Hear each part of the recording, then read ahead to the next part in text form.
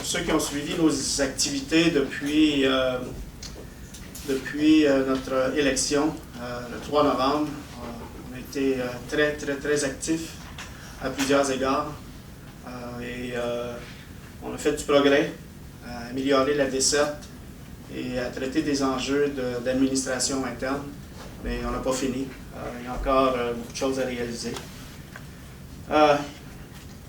Je ne veux pas citer ce qui est l'évidence, mais c'est important qu'on se le répète.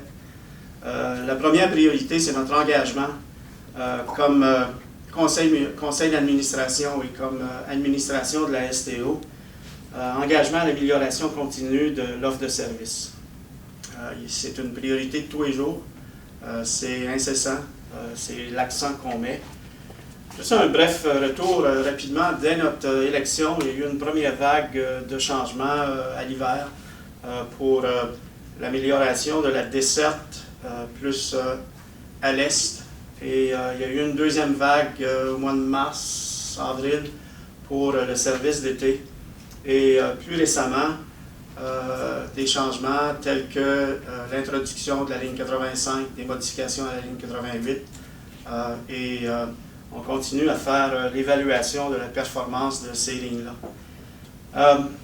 Ce qui est important de retenir, puis ça, nous, quand on arrive comme élus, on l'apprend rapidement. Là, on arrive ici avec nos gros sabots, puis on pense qu'on va changer les choses rapidement. C'est pas si simple que ça. Quand on apprend la mécanique, puis on apprend comment ça fonctionne, il faut savoir que ça prend environ 15 semaines de planification pour faire des changements majeurs aux lignes. Donc, vous comprenez que les changements qu'on a faits à grande vitesse depuis qu'on est arrivé a fait qu'on a bousculé pas mal à la STO, sauf que c'est toujours dans les meilleurs intérêts de la qualité du service à la clientèle et c'est important qu'on ait cet accompagnement-là de la direction, des employés, des chauffeurs, des gens de l'entretien, des GPN et des gens à tous les niveaux. On a fait, sans rentrer dans tous les détails, les changements Buckingham-Masson-Angers, Pointe-Gatineau au départ, l'arrivée des nouveaux articulés au mois de mai-juin, qui sont maintenant, je pense, tous en service. Les ajustements aux lignes de Templeton et les lignes expérimentales dont je viens de parler. Là. Donc, je ne rentre pas dans tous les détails de ça, je vous donne un grand sommaire. Notre constat, c'est qu'après ces changements-là, je pense que ce serait une erreur de continuer à faire des changements majeurs de cette nature-là. Il faut stabiliser le réseau. Il faut lui permettre de performer à la hauteur des attentes des usagers. Et il faut rester vigilant au conseil d'administration et l'administration à vouloir faire des améliorations. Maintenant, nous sommes d'avis que les changements majeurs qui devaient être faits ont été faits en très grande partie. Et nous sommes très conscients des endroits où on doit continuer à améliorer le service de façon significative. Imaginez-vous que c'est comme si on passait là, un réseau avec 308 autobus et une série de lignes que vous voyez là au tableau, puis qu'on passait ça dans un entonnoir, là, puis qu'on les analysait une après l'autre. C'est vraiment un exercice de cette nature-là qu'on a fait. On a passé ça dans l'entonnoir et il y a encore des lignes qui ne passent pas. Et c'est ces lignes-là qu'on va analyser puis qu'on va continuer à améliorer. Sauf qu'on se propose de le faire stratégiquement. Et ce qu'on se propose, c'est de faire une analyse complète du réseau en mettant l'accent principalement sur le fonctionnement du Rapibus. Puis, on se propose de lancer un appel d'offres prochainement pour faire cette analyse-là avec l'aide de ressources externes, de façon à éplucher le réseau et tirer les conclusions. Il ne faut pas oublier qu'avec les changements que je vous ai résumés, on a investi 1,4 million, c'est même peut-être un peu plus que ça. Donc, chaque changement de ligne, chaque changement majeur qu'on fait, dont je viens de vous parler, il y a une facture qui vient avec ça. C'est certain qu'à l'intérieur de la STO, on fait un effort pour essayer de trouver ces fonds-là à même nos budgets et on est déjà ressourcés pour faire ça, mais il y a vraiment un exercice financier majeur derrière ça. Donc, moi, je crois fermement qu'on agit rapidement dans les meilleurs intérêts des usagers. On le fait de façon diligente et c'est ce qui va continuer de nous alimenter là, dans l'exercice du mandat.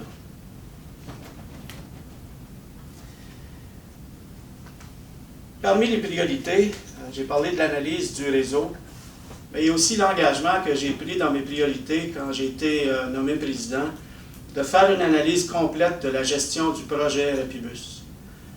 Je continue à croire que les citoyens de Gatineau ont le droit de savoir comment ce projet-là a été géré, pourquoi on a fait le dépassement des coûts qu'on a fait, et s'il y a eu des bonnes choses qu'on a faites, puis je sais qu'il y en a eu, il faut être capable de se le dire, mais je pense qu'aussi il faut être capable d'être assez mature, prendre un recul, puis analyser ce qui a moins bien fonctionné. Il y a déjà à la planche à dessin un appel d'offres qui est en construction sur l'analyse du réseau et on a commencé les discussions pour la construction d'un appel d'offres pour l'autre volet dont je vous parle. Ce volet-là va traiter la gestion du projet Rapibus, la gestion financière, la gestion contractuelle et finalement l'opérationnalisation qui est le mandat, qui est l'analyse du réseau.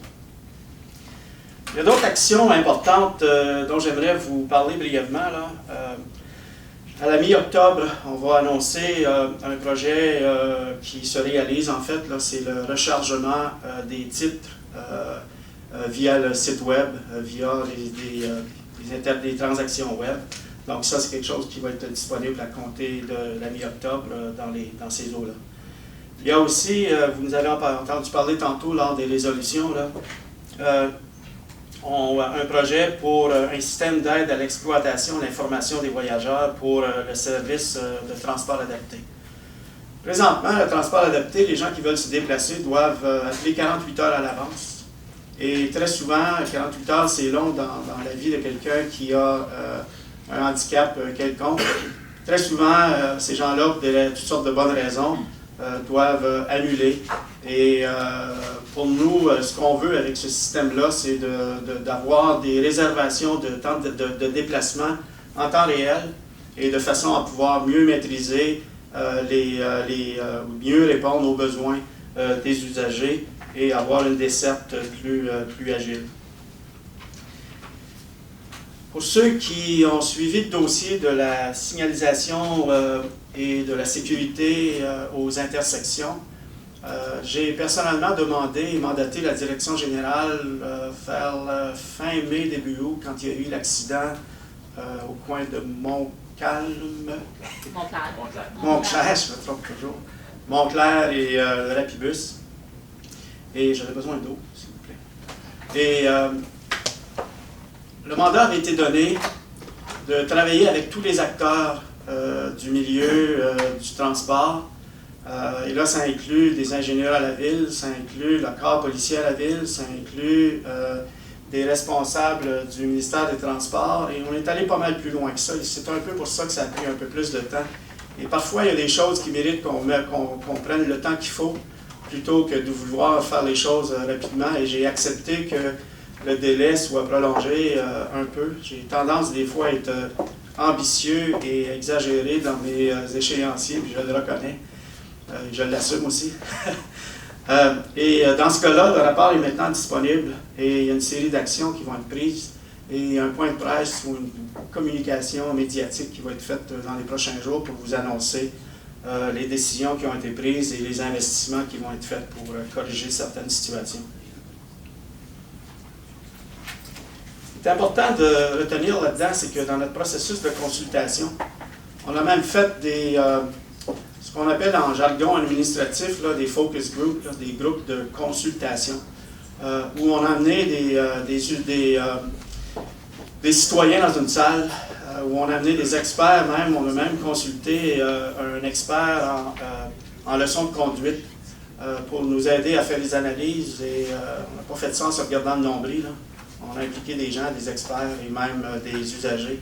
On a impliqué les chauffeurs aussi. Les chauffeurs sont sur la route tous les jours. C'est eux qui transportent nos usagers. Et on a impliqué aussi les inspecteurs, les gens que vous voyez en petite voiture qui font l'inspection du réseau.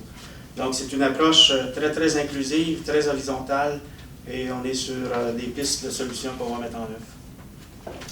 C'est moi vous parler brièvement du budget. On est à l'étape ou à l'époque, comme à la ville, où on a lancé le processus budgétaire. On parle d'un budget de plusieurs millions de dollars qui se planifie conjointement avec la ville de Gatineau. Le contexte économique, c'est pas moi qui le dis, là, vous lisez les journaux, puis vous écoutez les médias comme moi, le contexte économique à Gatineau n'est pas tout à fait facile. Des réductions d'emplois significatives au fédéral qui ont un impact sur l'économie locale. Ça a un impact aussi sur les revenus du transport en commun. La mise en place du nouveau réseau, c'est certainement une variable dont il faut tenir compte dans l'analyse de nos défis. Et le conseil municipal était très clair auprès de la STO et j'ai appuyé cette position-là et je la mets en œuvre maintenant avec le conseil d'administration et la direction. La ville de Gatineau a demandé à plafonner la quote-part, donc ça représente un défi supplémentaire. On est présentement en train de tout brasser ça. On a ça dans un gros panier, puis on brasse les données, puis on brasse les chiffres, puis tout ça, puis bientôt, on va pouvoir aller à la ville avec une recommandation budgétaire et on fera les annonces nécessaires quand le temps sera venu. On a des décisions à prendre sur la tarification, on a des décisions à prendre sur la rationalisation des dépenses. Puis la rationalisation des dépenses a commencé depuis l'entrée en poste du conseil d'administration ici. Quand je vous ai dit qu'on ne s'est pas gêné pour prendre notre place comme conseil d'administration, puis je ne dis pas ça de façon dérogative, de façon péjorative, merci, je suis en train de mêler les... Merci, péjorative. C'est notre job, donc on fait juste notre job.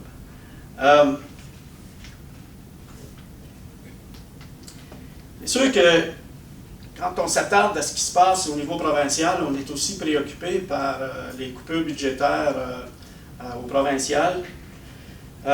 Et c'est vrai dans tous les départements de l'administration de la province.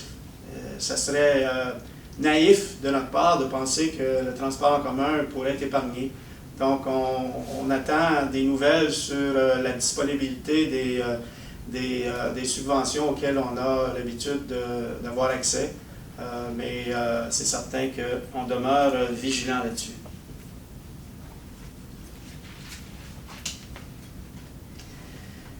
L'autre chose qu'on a mis de l'avant, c'est... moi, je ne trouvais pas ça, puis quand je dis moi, là, je parle au nom du conseil d'administration en passant, c'est pas question d'une seule personne. Mais je ne trouve pas ça logique qu'on appelle le conseil d'administration un conseil d'administration en public, qu'on fasse ça à 11 h le matin. Les gens travaillent à 11 h le matin. Puis les gens à qui on s'adresse, c'est les usagers du transport en commun. Donc, à compter d'octobre, le 30 octobre, va se tenir le premier conseil, mais c'est peut-être pas le premier, on a sûrement déjà eu, mais sous la gouverne de ce conseil d'administration ici. Le premier conseil d'administration en public. Et il y en a un autre prévu en avril. Et ces deux conseils d'administration-là ont été choisis stratégiquement. C'est parce qu'en octobre, il y a encore du temps pour recevoir le feedback des citoyens de Gatineau sur le budget de la STO. Puis en avril, c'est la préparation de la programmation d'automne. Donc, c'est des occasions privilégiées pour permettre aux gens de venir nous parler. Je ne veux pas appeler ça des projets pilotes ou des expériences. Si on le fait, c'est parce qu'on croit que c'est nécessaire. Donc, c'est sûrement là pour être en place de façon permanente. Il me reste 2 points que je vais essayer de résumer rapidement. On demeure préoccupé à la ville et au conseil d'administration par le besoin d'allumage. C'est pas vrai que la STO doit travailler dans une bulle, c'est pas vrai que la ville de Gatineau doit rester dans sa bulle.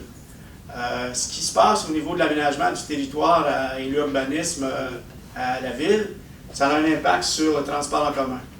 Et ce qu'on fait comme planification à la ville, par exemple le corridor de l'Ouest sur lequel les analyses qu'on fait, sur lequel on travaille, ça a un impact aussi sur l'aménagement du territoire.